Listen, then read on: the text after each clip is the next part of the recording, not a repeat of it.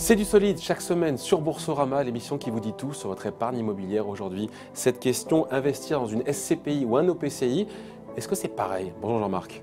Bonjour David. Ce qu'on peut dire déjà, c'est que ce sont des véhicules qui se ressemblent, qui sont un petit peu cousins et qui ont cette... Voilà, ce sont des solutions d'épargne immobilière collective. Ça, c'est leur point commun, on va dire. Absolument. L'OPCI, je le confirme, est un fonds immobilier puisqu'il est investi à plus de 50% et souvent à hauteur de 60% dans l'immobilier. Et c'est vrai que l'OPCI, qui est apparu en 2007, c'est une sorte de frère ou de cousin de la SCPI. Ouais. C'est d'ailleurs géré par les mêmes sociétés de gestion que celles qui gèrent les SCPI. Ouais. Bon, donc c'est de l'immobilier, encore une fois, tertiaire, voilà, collectif. Après, il y a des nuances. Il y a des nuances, évidemment. On va dire que, vous le disiez indirectement, la SCPI, elle est pure, pardon pour l'image, et l'OPCI, il est dilué. C'est un peu ça l'idée. Alors, l'OPCI, c'est un fonds immobilier, donc il a 60% d'immobilier, et pour le reste, c'est des instruments financiers. Mais tous les faiseurs d'OPCI mettent dans leurs instruments financiers, finalement, des solutions immobilières. Ils mettent des foncières cotées, ils mettent des fonds qui investissent dans les foncières cotées, donc en action. On a 60% d'immobilier et 40% d'immobilier indirect. Donc, toujours de l'immobilier, donc des foncières ou autres? Ça dépend, mais généralement, la majorité de cette partie qui est constituée d'instruments financiers, c'est de l'immobilier indirect. Ça peut être donc des actions cotées de sociétés immobilières, ça peut être aussi des dettes immobilières. D'accord. Mais on peut aussi avoir, je dis n'importe quoi, du Total ou autre chose, ça peut arriver aussi?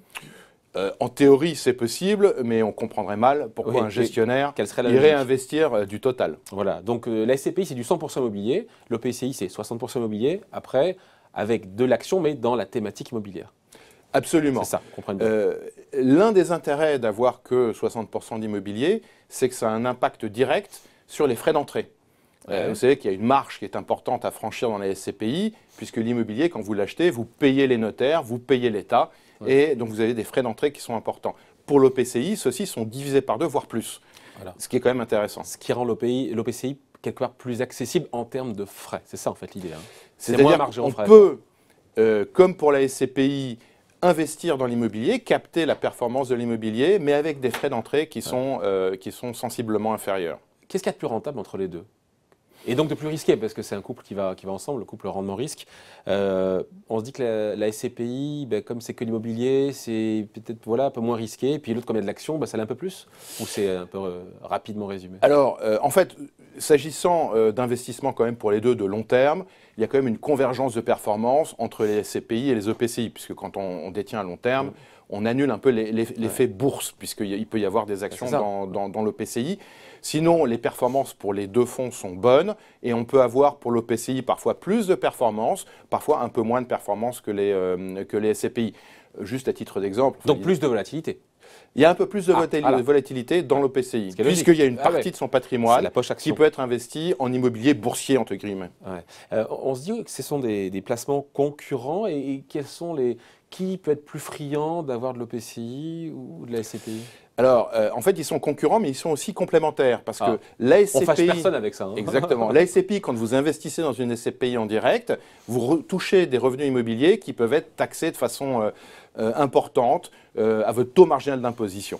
L'OPCI, c'est un peu magique puisque c'est un fonds immobilier qui génère donc des produits qui proviennent de l'immobilier, mais qui sont taxés avec la taxation des actions, c'est-à-dire la flat tax de 30%.